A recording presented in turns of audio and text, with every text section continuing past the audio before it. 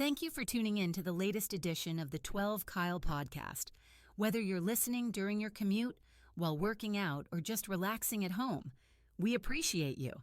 Every download, every listen, and every subscription means a lot. Up next, the 12 Kyle podcast. Ladies and gentlemen, thank you for listening. Thank you for downloading. And thank you for subscribing to the latest edition of the 12 Kyle podcast. I am your boy, 12 Kyle. Man, check this out. On this episode, what we're going to do is we're going to talk a little health. We have a guest who is really not a guest. She's been on the podcast before. Her last appearance was her first appearance. She was on the podcast back in April of 2021. So it's been a minute. And when I had her on, we talked about COVID because we were in the height of the COVID pandemic. But we're over the pandemic, I think. And we're bringing her back once again to talk about health, medicine, and any and everything in between. She is one of my best friends in the Marvel universe. She's not my best friend because my wife stole her, and she's now Sharice's best friend. But ladies and gentlemen, for the second time, one of the best pediatricians in the world, my good friend, your good friend, Dr. Jimmell Felder, is back in the building. Jimmell, what up? Hello.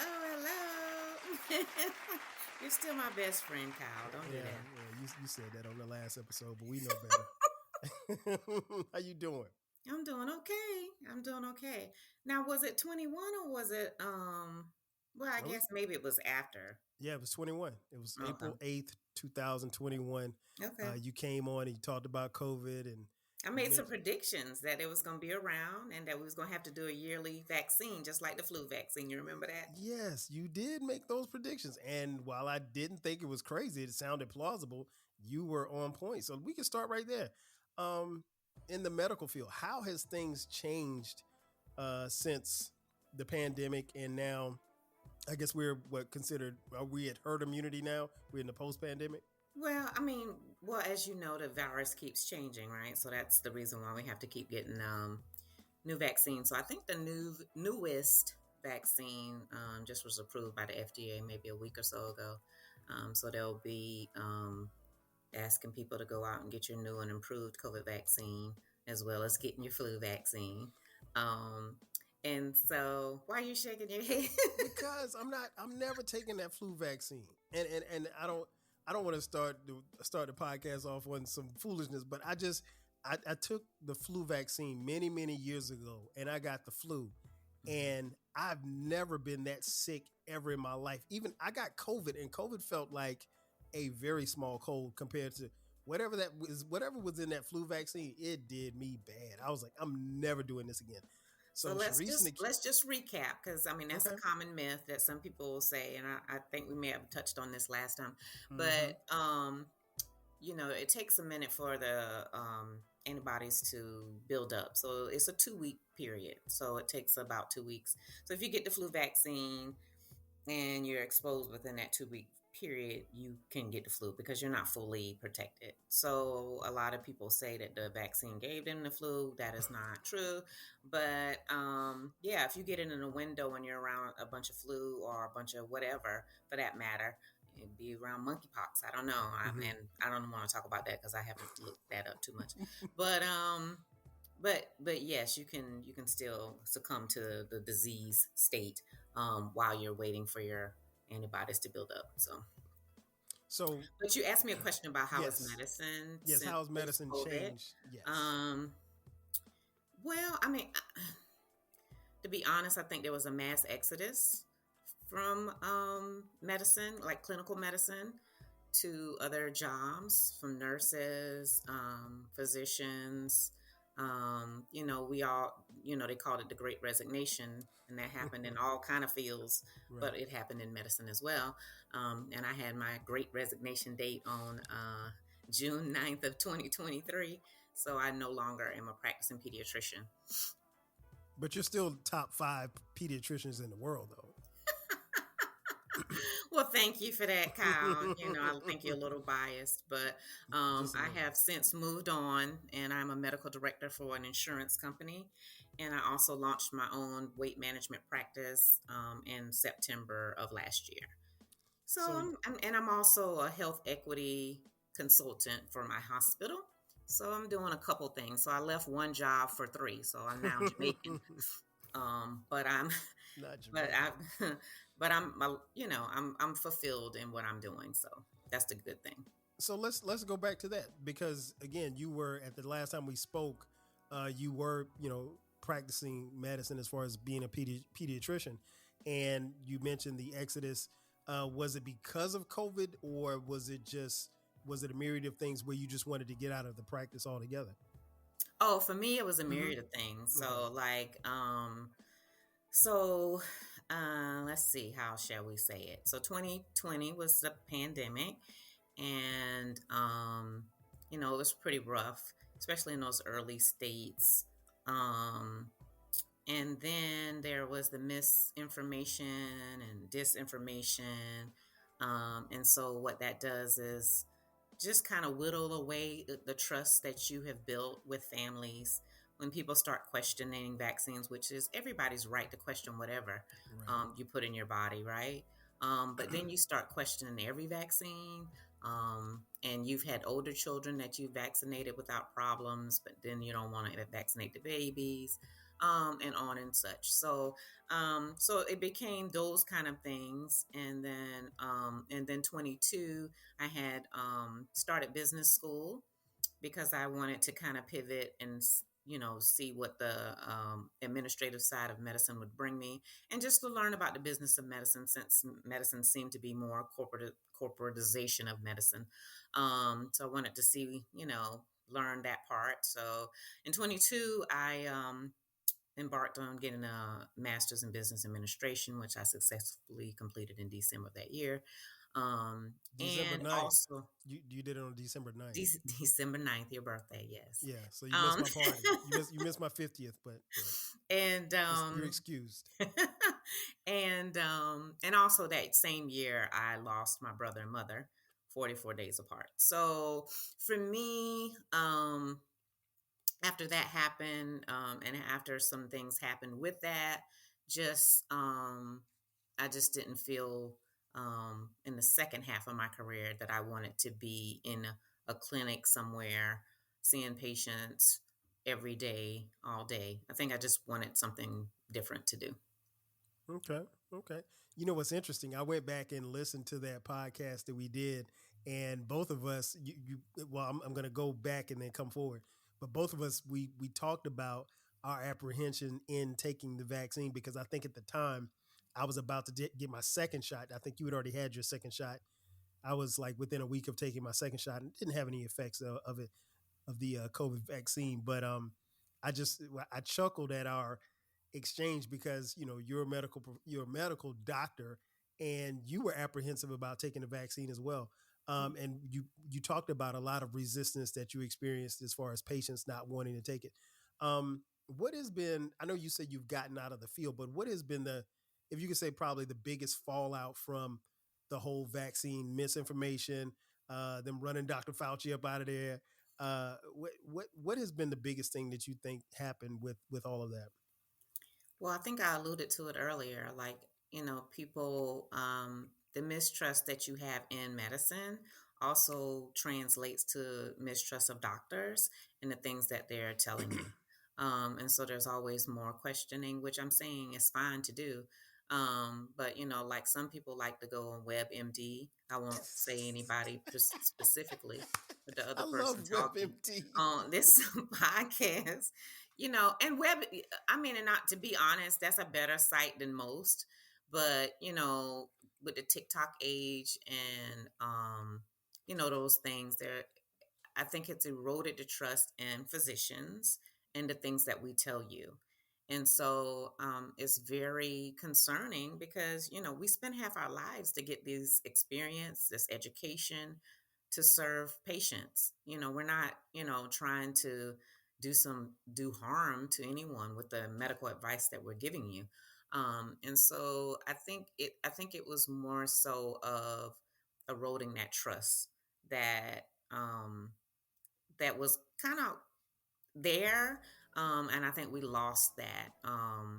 And so now people are really, um, just kind of take what doctors say, sometimes with a grain of salt. I mean, and also I think I call it Burger King medicine. I saw more Mm. Burger King medicine where, you know, people want to have it their way. They want to come in and they want to tell you what to prescribe, what test to run, even if it's unnecessary.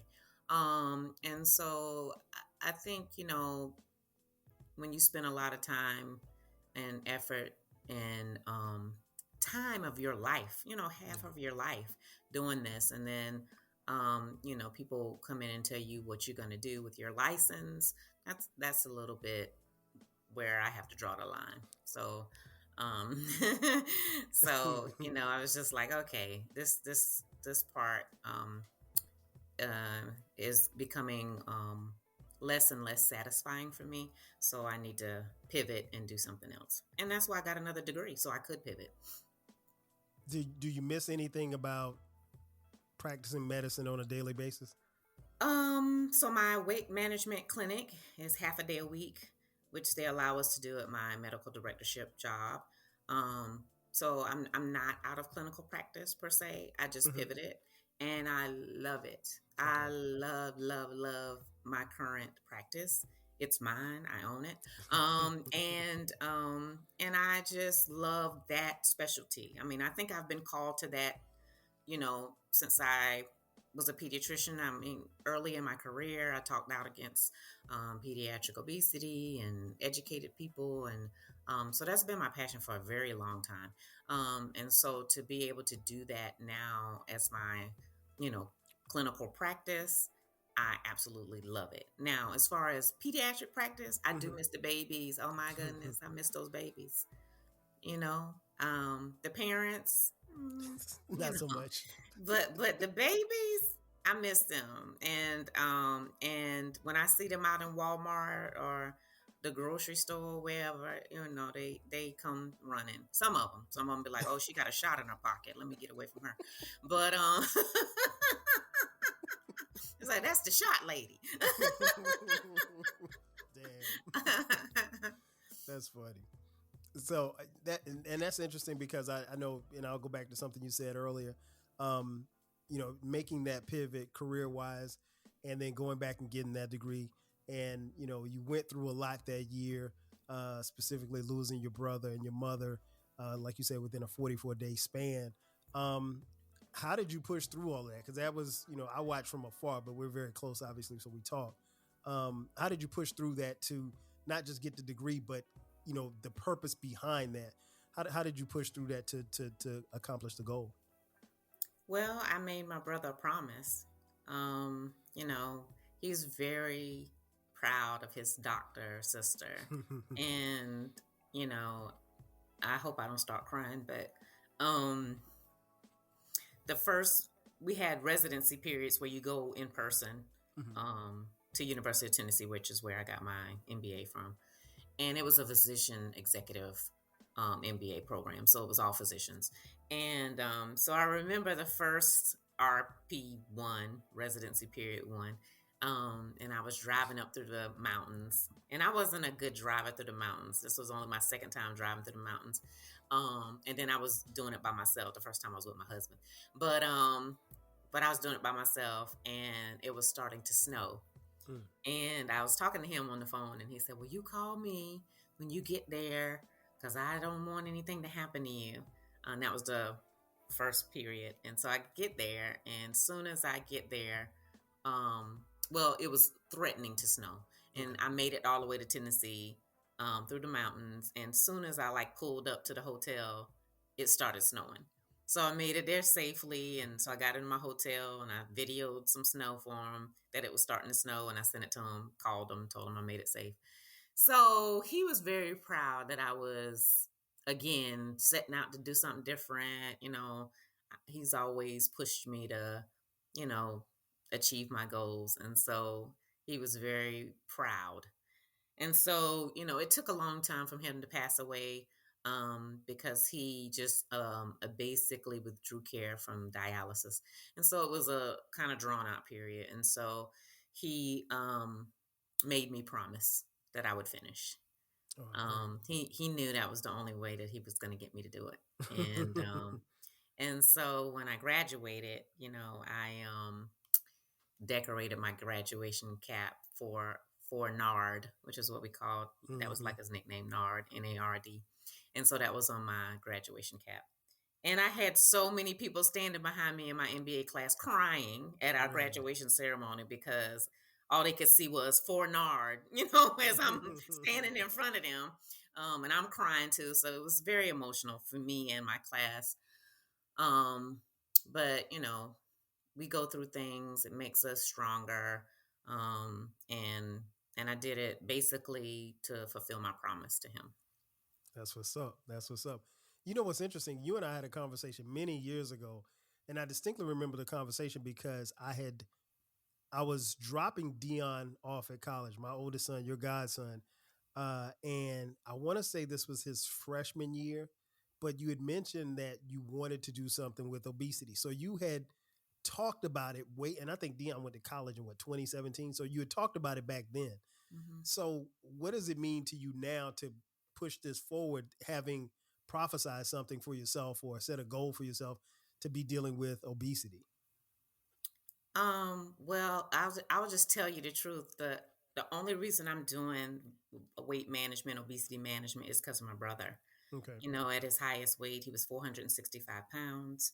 Wow. And as a physician and as his sister, more than that, I wasn't able to help him. It just made me so frustrated that I wasn't able to help him and sit on the sidelines and watch him, have kidney failure and have heart attacks and, ultimately strokes, which is what his last thing was, that ultimately he was like, enough is enough. And I would like to, please let me go home. And that was a beautiful time for people to die with dignity.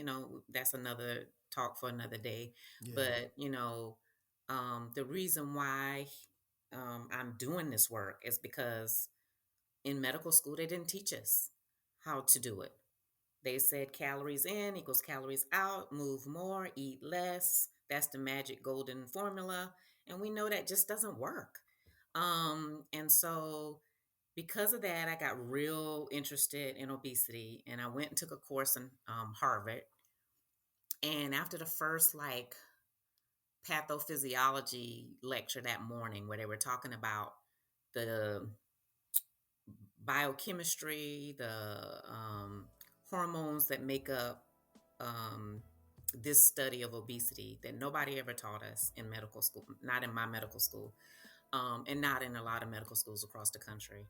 I cried. I busted out crying. I know the lady beside me was like, what is wrong with this lady? And I was just like, oh my gosh, this is just like any other chronic disorder that we've been mismanaging, telling people to eat less and move more. I mean, I was so full because I was like, I finally got the answers that I need to make a difference in this space. And it's shameful. I think we've let down certainly patients that suffer from obesity, but definitely the medical professionals because we weren't trained. And so now that all the medicines are coming out, everybody jumping in wanting to give out a GLP-1, but they didn't go get their class. Okay, so what's a GLP-1? Certified. Okay, I got to raise my hand. What's a GLP-1? Because you started. GLP-1 is the Ozempics, the Wegovy's, the Zepbound, the Mounjaro. Okay. Everybody wants to prescribe it, but I will say there's about 8,000 of us in the country that are board certified in obesity medicine. Not saying that anybody, other physician cannot prescribe the medicine. I'm not saying that at all.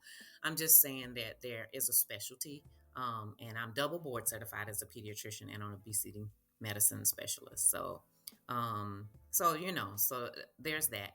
And then, so I will have to say that this part of my career is personal to me because both my mom and my brother suffered from obesity, and they both ultimately passed away from complications of obesity. Mm. And so, if I can help any family from going through the losses that I had to go through because of the failing of the medical profession to treat persons with the chronic complex disease of obesity, and that's what it is. I mean, we wouldn't treat cancer any different, hypertension, high blood pressure, diabetes. We treat these things. But we somehow think that obesity is someone's fault. And I'm here to say it is not. It's so much more complicated than that. And so, with the tools that I learned at Harvard and other courses that I've taken, and then sit for an exam and pass and be board certified in that field, it's one of the proudest things that makes me still excited about medicine. That's great. That is great. That is great. That is a great story to hear as well. I tell you what, we got time to take a quick commercial break. So after the break, we'll come back on the other side and we'll get more with Dr. Jimmell Felder. We'll be back in just a second. Hey y'all, Darius Rucker here. A lot of people ask me, what inspires your music? And one of the big things is a strong sense of place. That's why I love my home state of South Carolina and want to share the awesome things it has to offer. From the beautiful mountains down to the sunny coast, it's got it all. Not to mention two of my personal favorites, great golf and amazing food. Come see why I love this place. Visit discoversouthcarolina.com. Hey y'all, Darius Rucker here. A lot of people ask me, what inspires your music? And one of the big things is a strong sense of place. That's why I love my home state of South Carolina and want to share the awesome things it has to offer. From the beautiful mountains down to the sunny coast, it's got it all. Not to mention two of my personal favorites, great golf and amazing food. Come see why I love this place. Visit discoversouthcarolina.com. And just like that, we are back. Once again, it's your boy 12 Kyle. This is the 12 Kyle podcast, and we are kicking it and getting a little knowledge from Dr. Jimmell Felder. She's back in the building. Again, top 5 pediatrician in the world, even though she's no longer practicing medicine. I am still practicing medicine. I'm sorry. Well, you're not working with the babies no more. That's my point. Yeah, weight management. So I want to go back to something you said earlier as far as just talking about, and something that you mentioned on the previous episode that we did where you talked about as far as like the distrust with people as far as, doctors and medicine is concerned. And obviously COVID has heightened everything up. But one thing you mentioned on that episode was us, people of color, black folks. For those of you who aren't watching on YouTube, both Dr. Jimmell and I are black, in case you hadn't figured it out by now. But what do you see? What have you seen anything as far as like with obesity and us and just the struggles that we have in your practices? What have you seen so far in the time that you've been, working with this in this new endeavor? Well, what I will say is when people come to me, they don't know how I'm going to be. They're nervous. They've been shamed. They've been made to feel guilty. Nobody has taken the time with them to, go through some things that I go through.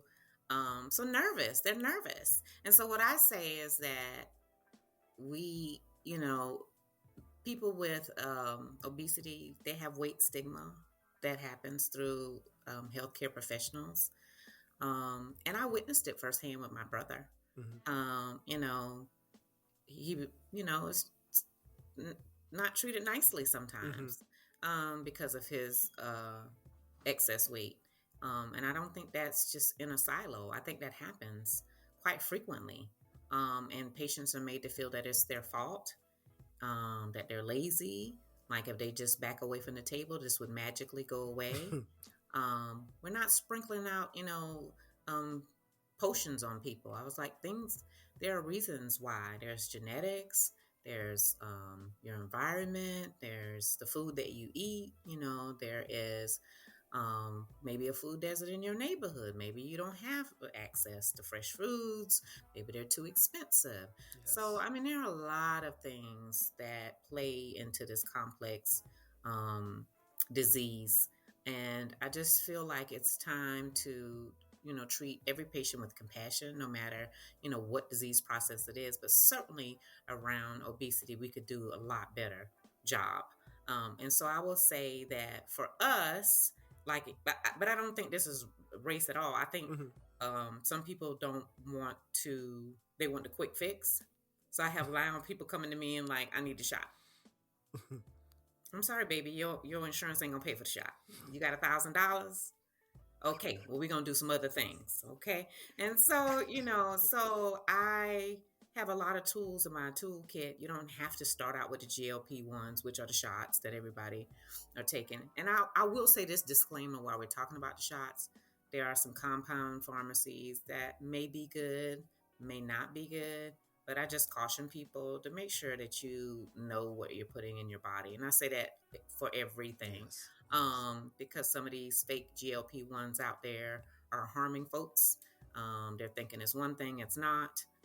People are overdosing on this because um, they're trying to do it not the way they were prescribed to do it, or just don't understand how to draw medicine up. And so they overdose, which causes intractable vomiting for weeks sometimes. Wow. And you have to be hospitalized and get some fluids. So, I mean, they're not, it's a medicine. So it's not without, pros and cons with everything that you put in your body. So I just tell people to just do your research. I know everybody wants to have that thinness, especially especially after you get after a certain age. Mm-hmm. I'm in the 50 club now, and Mm-hmm. it gets difficult. But you also still have to watch your nutrition. You still have to exercise. You still have to do your mind work, and that's the biggest piece that I tell people. You have to change your mindset about food, and if you don't do that, you can take pills, you can take shots, you can go get bariatric surgery. But if you don't change the mindset that you have with food and your relationship with food, you will gain the weight back every single time. So, what do you say to those who, they love, I don't know, lemon pepper wings, and they just can't get away from it? It just be calling them, like Pookie on New Jack City. What do you say Everybody to those has people? that thing. Not, I mean, mine is golden Oreos. So What? every golden Oreos, that's my Golden. thing. Wow, I never knew that golden Oreos existed until Yeah, just now. so the other ones, they're yellow, and then they got the Yeah. cream in the middle, the golden Oreos. So those are my favorite. But so everybody has their thing. Everybody has you know, their favorite thing. Mm-hmm. And I tell people you can have your favorite thing. I don't believe in um keeping away from certain things. You can have everything in moderation. Um, but I also talk to people. We talk about food triggers. We talk about stress. A lot of people emotionally eat, so we talk about that. So I give people tools. We sit there and analyze why we got to where we got. We talk about the history over the course of a life. So when was the first time that you had excess weight on your body? If it was elementary school and you're now coming to me at 40, we got a lot of mind work to do, right? Which I don't do because I'm not a counselor. So they have to go see the counselor, right? But I give them tools, until they can get to the counselor. So I just really want people to know that there are physicians out here who care, especially about our community, because um, we are the ones dying the most because of the excess weight. We're also the least likely to get the medicines, the referrals to the places that we need to be. Um, I tell people it's Band Aid medicine, where they keep you coming back for your diabetes and hypertension, but they're not helping you fix the root cause of that. And sometimes it's your excess weight. Because we know if people get on these medicines, the GLP ones, the shots, that a lot of them get off their diabetes medicines. A lot of them get off their Mm-hmm. high blood pressure medicines because it is attributable to their excess weight. So these medicines are great. We in obesity medicines world, we super excited about them because they rival the same weight loss as bariatric surgery in a shot. And so that is like revolutionary. So we're so excited about that. And there are more medicines being developed. So they're the dailies. First they were dailies, and now they're weekly injectables. First there was one hormone that it targeted. Now the second ones are two, and then there's one coming that's gonna target three. So I mean we're getting it. Right. We're getting it. So I'm just super excited that I get to be in the fight with my patients to help them with their excess weight. Yeah, you mentioned what you said, GLP-1. Yeah, GLP. Okay. Oh, look at you. See, I'm taking notes over here. I'm taking notes. So so is it frustrating at all to because I know that there's a push. I mean, like, you can be watching TV and you hear the Ozempic commercial. And that's the only reason why I'm familiar with Ozempic, is because I watch the nightly news and it comes on every single night during a commercial break. I'm not lying. Yeah. It's for real. It Yeah. does. And so how is it frustrating because, like, are there some people who may want kind of that quick fix of, hey, I'll take this shot, I'm going to drop 35 pounds after taking this shot, and that's not Oh, realistic. well, I always tell people this isn't a magic pill. Mm-hmm. And it's not a magic shot either. So, Okay. I mean, up to. So if you look at the thing and then you read the little fine print, Right. up to. But it also says each individual, is up to the individual. So they can't guarantee that for every individual. So I have people coming to me and it's like, oh, I got a wedding at the end of the year and I want to lose 30 pounds by December. And I was like, Right. that may not be possible. You just have to be realistic. We could get you there. But sometimes, the insurance companies are not paying for these medicines, a lot of them. And so then people go to the compound pharmacies and then la on down the line. And let me just be clear. The reason why the compound pharmacies are able to do this, make this supposed medicine, and we're not sure if it's the same, right, is because there's a shortage. So anytime there's a shortage, a compound pharmacy can try to produce the same medicine as the shortage. And that's the only reason that we're in that predicament. Because the medicine took off like gangbusters. Everybody in Hollywood, they want to slim down for their roles. And they can afford it, right? They're the elite. So they get it, with no problems because they can afford it. They can pay $1,000 a month for, Ozempic or whatever. It's no skin off their back. For me, it's absolutely necessary that we try to make this more widely available to people who are more vulnerable and have more health problems. And that's usually your Medicaid, your Medicare population, which at this point, and it's state by state, but like in my state of South Carolina, they're not covering these medicines on Medicaid or Medicare. So they covered it briefly. I think that's about the end in October. There was a new indication for Wegovy that came out for major adverse cardiovascular events or hearts. We called it MACE. So if you had a previous stroke or previous heart attack, these medicines were indicated to be tried to help prevent that from occurring again. And so I did get one of my Medicaid patients on it after she had a stroke, but we need to be getting it on in the patients before they have strokes. That would be ideal, way more than ideal. To have to wait till after someone gets a stroke to get the medicine approved is ridiculous as far as I'm concerned. But we have to jump through the hoops that we have. And so I try to help patients, and she had lost weight on an oral medication called metformin prior to even being on that before her stroke. So she had lost 30 pounds prior to her stroke. So it was just that she still had excess weight and had already done harm to her body. But we want to prevent that. And as many people, especially me in marginalized, underserved populations, really is my heart. And so hopefully we could start getting that work done. Now you mentioned compound pharmacies. Is that like the CVS's and? No. They're Okay. usually like other pharmacies, like your mom and pop. Some Okay. of those are compound pharmacies. They're specific, and I don't want to be on here like down in compound No, I pharmacies know what you mean. but because there are some legitimate safe ones, but overall, the Obesity Medicine Association, um, but does not recommend the use of compounded semaglutide, which is Wegovy and Ozempic. Okay, now you can't use big words on me now. Semaglutide is just generic, the generic I'm name, the messing brand with you. name, so Ozempic and I'm messing with you. Wegovy. So what about?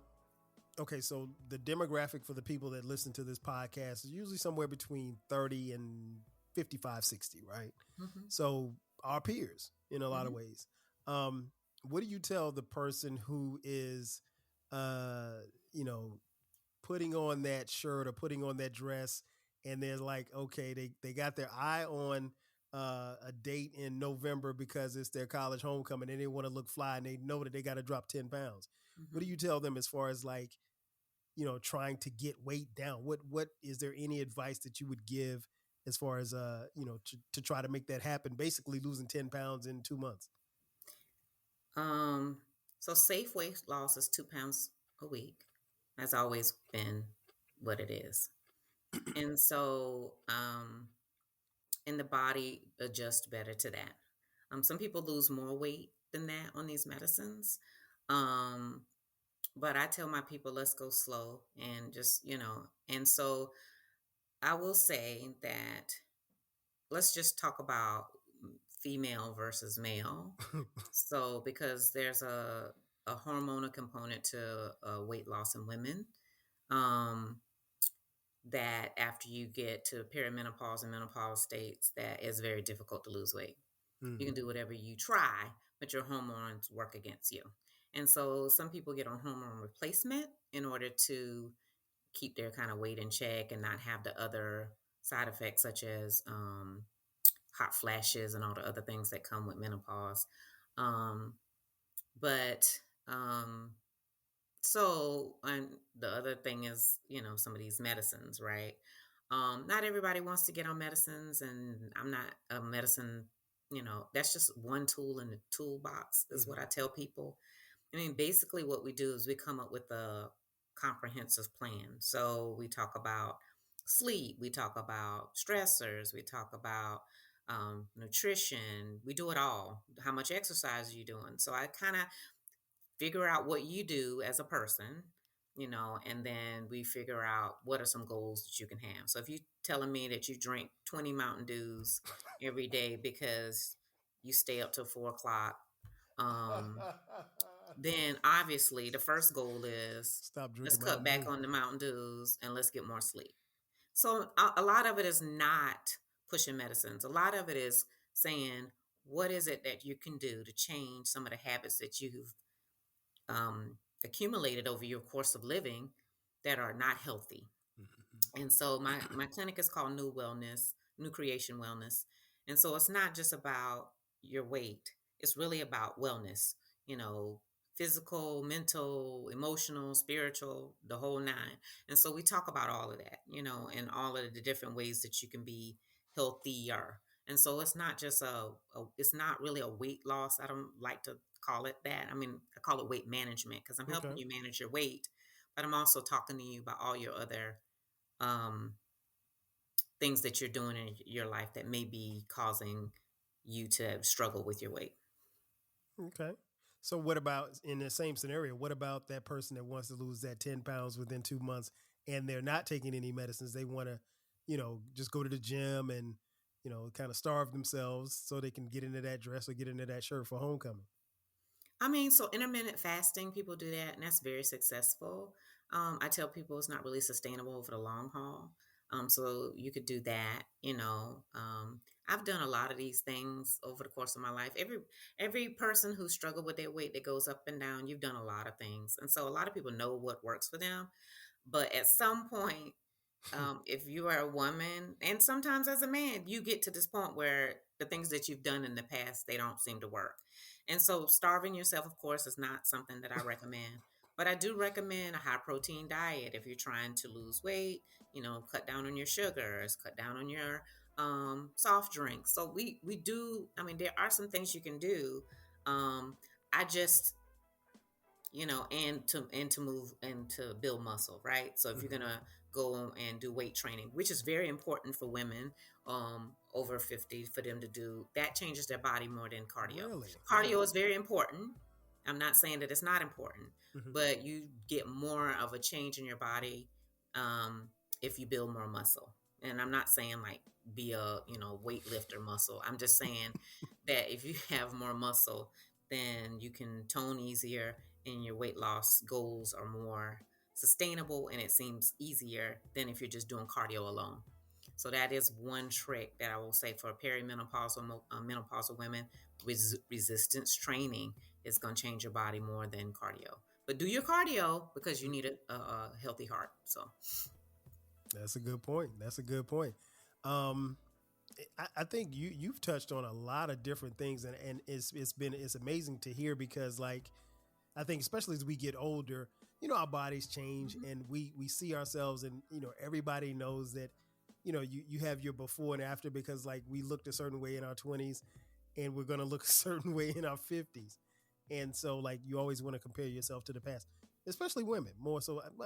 Maybe probably more so than men, because they're constantly being compared to their past.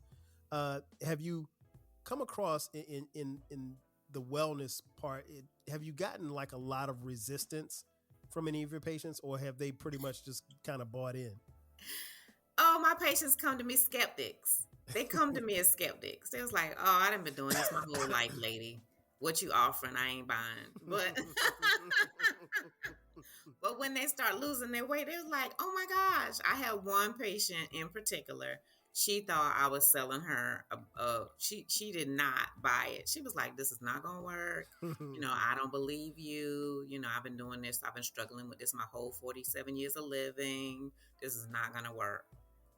And it worked.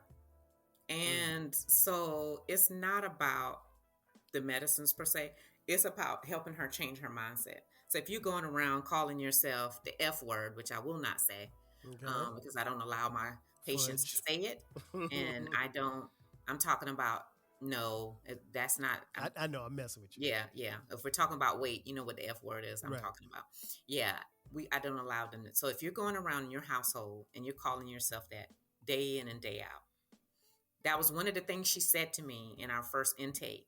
She kept saying that over and over. I was like, okay, the first thing we're going to do is take that out of your vocabulary. I don't let people use that word. I said, you can't use that word around me. And she was like taken aback. And I was just like, no.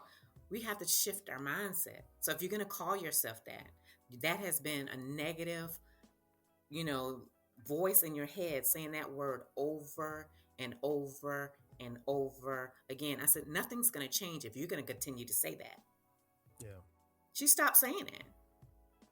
And that lady lost 30 pounds. Wow. And so it wasn't just that. We did some other things. We talked about her diet, some of the same things that I'm saying, to you. But it was mainly looking at herself differently, that you can be different. I don't care if you've been like this your whole life, and at 47 you're meeting me and you want to make a change. If you're serious about it, I'll help you. But you also have to change your mindset. You can't keep saying the same things to yourself and looking at yourself in the mirror saying those same things that you said to yourself since you were 10 years old. It won't work. And so nobody ever talked to her about shifting her mindset away from thinking negative thoughts. So she would replay the negative tapes in her mind all the time. No, you're not going to be successful. You keep looking at yourself in the mirror saying the same thing that you said all your life. You've got to say other things about yourself. I say, you don't have anything nice to say about yourself. When you look in the mirror, don't say anything. Don't use the F word, and just, fake it till you make it. I am doing the best I can. I'm happy about my hair today. Give yourself something positive. You don't necessarily have to look in the mirror and lie to yourself if you don't feel like you look beautiful, because that also is self-love, and that's a process. So, we just started small. And I told that one thing, I think, changed her life. Stop saying the F word. Wow. FAT, people, because I'm not talking about the other word. Yeah, we know what you're talking about. We know you ain't talking about the other F word. That's funny. But that's good. But and like you said, it starts with a mindset. I mean, like you are what you think you are. Mm-hmm. You know, some people look in the mirror and say, "Hey, I'm gonna be great today." Some people Mm-hmm. say, "I'm not gonna be great," or "I'm a bum." You know, and you slowly become what it is that you think that you are. Mm-hmm. One more question before I get you out of here. Let's pivot a little bit from medicine in the medical field. You are a huge sports fan. You attended and are a proud alum of Duke University. Mm-hmm. Mm-hmm. What do you think y'all gonna do this year as far as basketball is concerned? Well, I don't know. We got some good recruits, right? Yeah, yeah. I think um I don't know what all I should say, but I just wasn't real happy with Coach Shire. I think a lot of Dukies weren't real happy with him. You know, he just like a Give him little like, time. Give him you know, he's time. like the like friendly coach. Like you sometimes you got to get in people's, you know, something. You know what I mean? You got to get in their face. You got to motivate them. That's not his that's not his style. I think he's like the friendly coach, and he's just, you know, attaboy type thing. And we really want to win. Okay, so I mean, as long if he, you know, but you know, Coach Davis at UNC, you know, he needed some time to kind of get his legs, and they've, you know, actually come out and so, you know, we're gonna give him some more time. We're gonna let him get sea legs under him because you know we used to winning. You know, Coach K was with us. That's You what know, I've heard.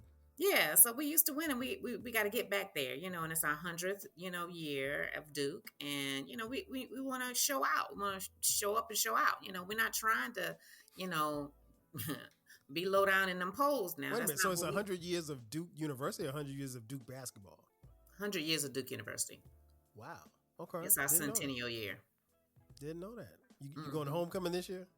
Well, I don't know. You know, we'll see. I have it on my radar, but I've had a little health issue, so I have to figure out if that's something that I can do.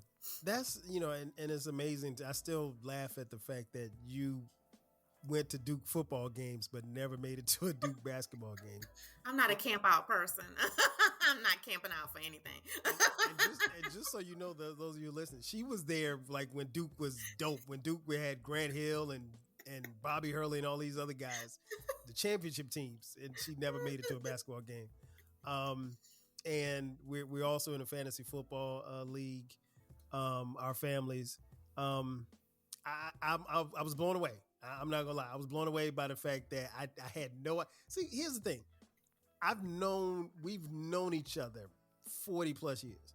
Mm-hmm. And so I knew you were competitive. I didn't know you was that competitive. I mean, like I said last night, when you text me at 11:30, and I know you go to bed dumb early, for you to text me at 11:30 on a Monday night, yeah, I'm just watching the game. I got to make sure I win tonight. And I'm like, Jimmell, you do know you can get the results in the morning. Like, you got to go to work in the morning. What are you looking forward to as far as fantasy football? So, you know, we have this, my son, Kyle's godson, Lakel, started this fantasy league for us last year, just so we could have some family fun. Mm-hmm. And it's been great. So this year I'm looking forward to taking my team at least to the you know, playoffs. I you know, I don't know. We'll see. You know, I had the number one pick, so Christian McCaffrey may take me there. But we'll see. I really honestly though just like the fellowship and us just kind of being close over football. And so I'm not really a football person. My thing is college sports. So I hosted the March Madness thing. So I'm really doing this I'll do fantasy, but y'all gonna do March Madness as well. So, but I'm getting excited about fantasy because I'm gonna whip y'all's tail this year. Wait a minute, who won the March Madness? Who won that? My dad won March Madness. Yeah, I was out of it real quick. And I came in second in the fantasy football last year. Yes, you did. So, let's recognize, you know, true talent And so we had at the time of this recording, we had our fantasy football draft last night. So season is upon us, and I'm looking forward to it too. And the cool thing is, this is the only league that I'm playing in, so I can devote all. In years past, I played in multiple leagues, and like you said, if Lakel had not said, "Hey, I want you to play," I was like, when he asked me, I was like, "Man, I ain't trying to play," because I was done playing fantasy football. But this was fun. So, I was in church checking my rosters and all kind of stuff like that, not paying attention to the pastor. And so I'm looking forward to this year. But as we wrap things up, I want to thank you for coming back on. It's been a great journey as a friend watching you, because like I said, you did, prophesize this back in 2017 of what you were going to do. So I'll give you the floor to kind of tell us, if you have anything, what's next, because I know that this is your baby right now. What do you think is next for the next 5 years as far as you in this practice? So I think that I want to so the job that I have kind of pays the bills. It's not really my passion. But it's something that was necessary. And so it's a remote job. My child is a middle schooler. And so I can take him to school and pick him up and do that flexible thing, be at the track meet at 5, like the crazy mama, And so, I feel like middle school is where I needed that kind of attention. And I just felt like I wanted to give him that kind of attention. Middle school was tough for me. And so I just really, yeah. And so I really wanted to kind of be in a place where I could give him some me. And so I said I was going to devote 3 years while he was in middle school to this medical directorship, and then try to grow my business, try to work more in my practice of weight management. And so, that's what kind of mommies do. We try to juggle everything and and I'm not saying daddies don't do that either. I'm just saying, I was about to say, but we, y'all are different. All the ladies know what I'm saying, okay? All the ladies know. So anyway, as I was saying, so I just really wanted to kind of give him that time. And then he'll be driving, and then I won't have to be the taxi, person. I'll just meet him up at the track meet. So, yeah, so that's what I really wanted to do. And then also kind of, do some other things. So we didn't get to talk about my health equity advisory task force that I lead at my hospital. Feel free to talk about it. So basically, because underserved and marginalized communities are represented in most of the health disparities, I created a task force at my hospital, convened it, and I lead it. And we tackle certain initiatives. It's physicians only in the task force, and we have different specialties, and we come up with initiatives based on the data at our hospital. So our first initiatives were lung cancer screenings. We increased those. Our biggest initiative was our maternal infant health initiative, which we're going to launch next month.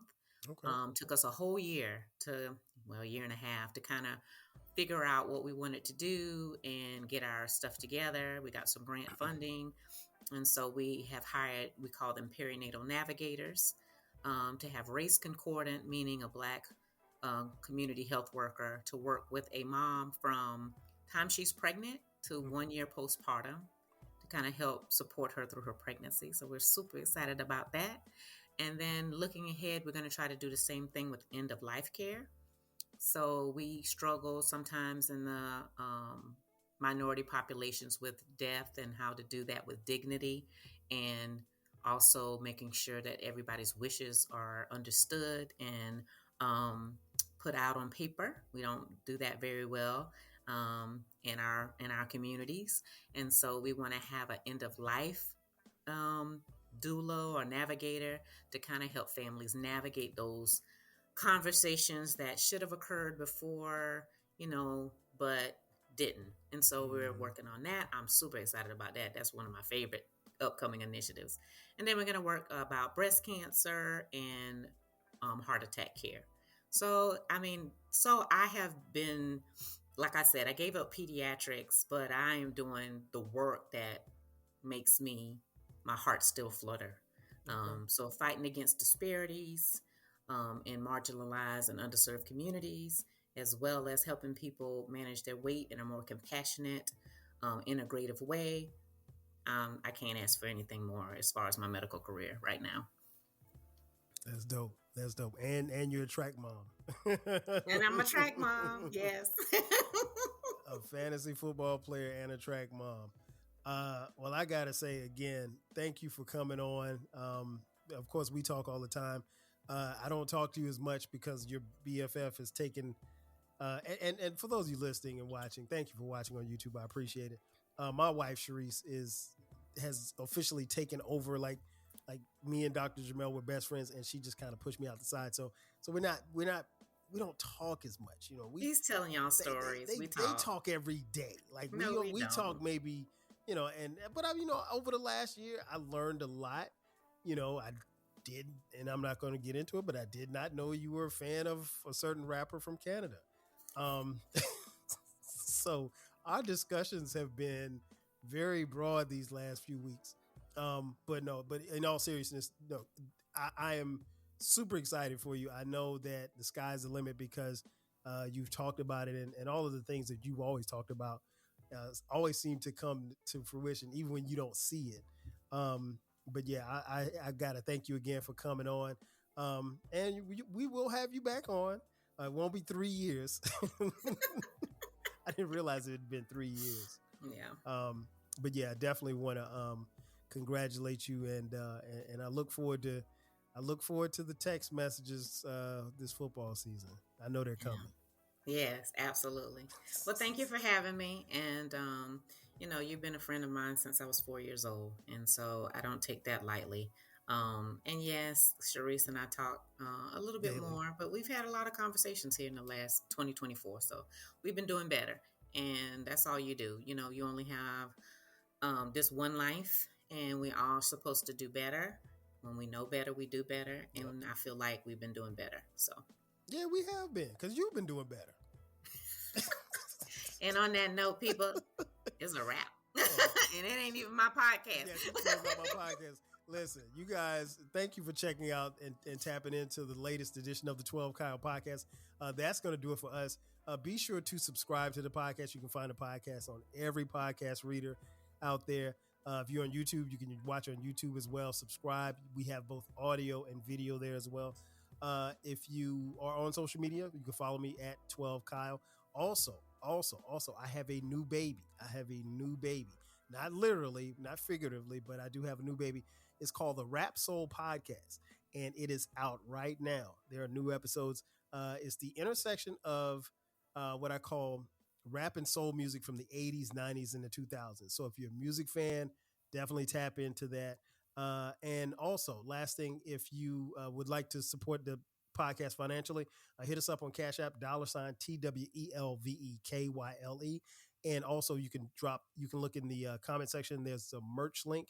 Click merch link and you can get 12 Kyle podcast t-shirts, hoodies, mugs. We got it all at the low price. So that's going to do it for us. So for Dr. Jimmell Felder, I am your boy 12 Kyle. We'll catch you guys next time. 5,000. Thanks again for listening to this episode of the 12 Kyle podcast. If you enjoyed this episode, make sure that you hit the subscribe button and share this podcast with a friend who needs the 12 Kyle podcast in their life. Every listen, every download, and every share helps us grow. Thanks for being a part of the 12 Kyle podcast community. We appreciate your support. We will catch you next time. 5,000. When you think about businesses that are selling through the roof, like Aloe or Allbirds or Skims, sure, you think about a great product, a cool brand, and brilliant marketing. But an often overlooked secret is actually the businesses behind the business, making selling simple. For millions of businesses, that business is Shopify. Nobody does selling better than Shopify, home of the #1 checkout on the planet. And the not-so-secret secret? With Shop Pay that boosts conversions up to 50%, meaning way less carts going abandoned and way more sales going So if you're into growing your business, your commerce platform better be ready to sell whatever your customers are scrolling or strolling on the web, in your store, in their feed, and everywhere in between. Upgrade your business and get the same checkout Skims uses. Sign up for your $1 per month trial period at shopify.com/try, all lowercase. Go to shopify.com/try to upgrade your selling today. Shopify.com/try.